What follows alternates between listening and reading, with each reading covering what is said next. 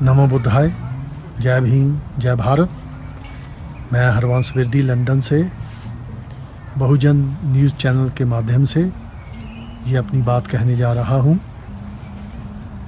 जो कि बहुत मेरे लिए बहुत दुखदायक बात है कि हमने जम्बूद्वीप, उसका मॉडर्न नेम भारत कह लो, उस पे हमने चंद्रगुप्त मौर्य, बिंदुसार, सम्राट अशोक, आखिरी मौर्य, बृहद्रथ, उसके बाद में गुप्त राजे और उसके बाद में हर्षवर्धन, जिसकी मृत्यु 647 में हुई। तो अगर आप इस टाइम को कैलकुलेट करें तो 900 साल से ऊपर का समय बन जाता है। तो ज़रा सोचो कि उस 900 साल में हमारे जम्बूद्वीप में कितने बुद्ध विहार होंगे। कहाँ गए? हवा में उड़ गए, नीचे ज़मीन में समा गए, कहाँ पर गए? मैं क्योंकि टाइम होने के बहुत 2-3 एग्जाम्पल दूंगा। सबसे पहले जब 647 में हर्षवर्धन ह्यून-त्सांग को उसने नालंदा में अपनी एजुकेशन पूरी करने के बाद वहाँ प्रोफेसर भी रहा, तो हर्षवर्धन उसको जालंधर तक विद्या करने के लिए आया। तो वो अपनी किताब में लिखता है कि मैंने जालंधर और उसके नज़दीक में 100 बुद्ध विहार देखा। कितने? 100 बुद्ध विहार। मैं पंजाब से हूँ। क्या आज हमारे जो ब्राह्मण हैं वो हमें बता सकते हैं कि हमारा वो 100 बुद्ध विहार कहाँ गया? हवा में उड़ गया। आप लोगों ने उनको हिंदू मंदिर बना दिया या फिर उसको ख़त्म कर दिया।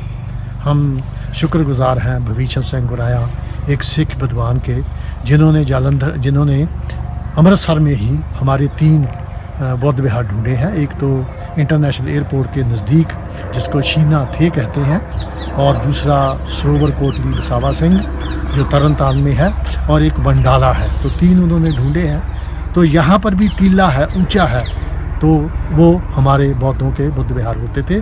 जैसे संघोल नदियाला में 1980 में तक कनशक के समय में क्या वहाँ पर बुद्ध विहार मिले।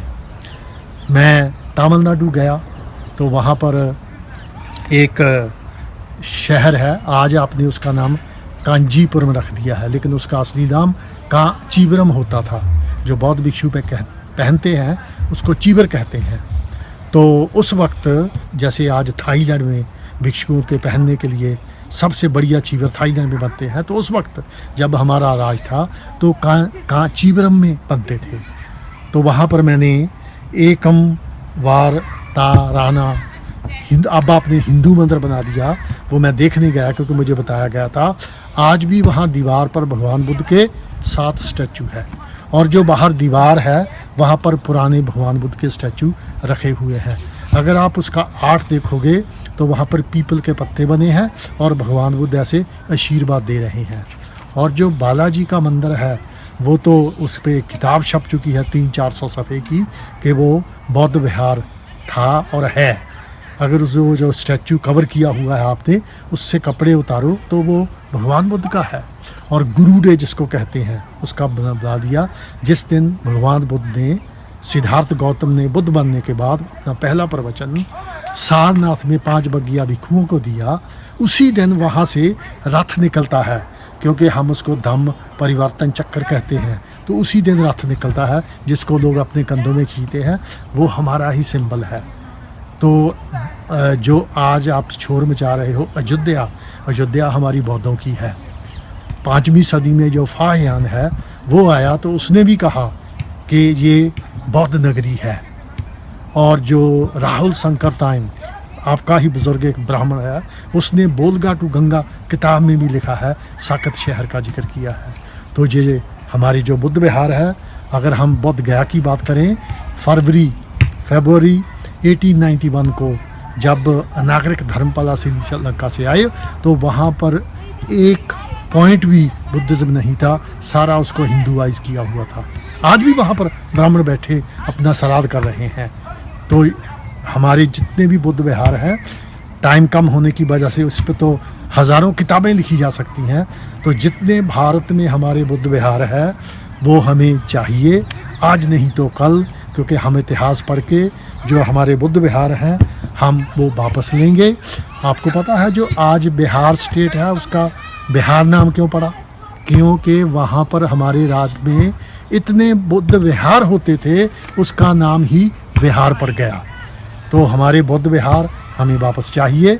और अगर आप बोध गया के महाबुद्ध विहार को देखें जो सम्राट अशोक ने 250 BC बनाया था, आपके जितने हिंदू मंदिर का स्ट्रक्चर है वो इस बेस पर आपने बनाया है।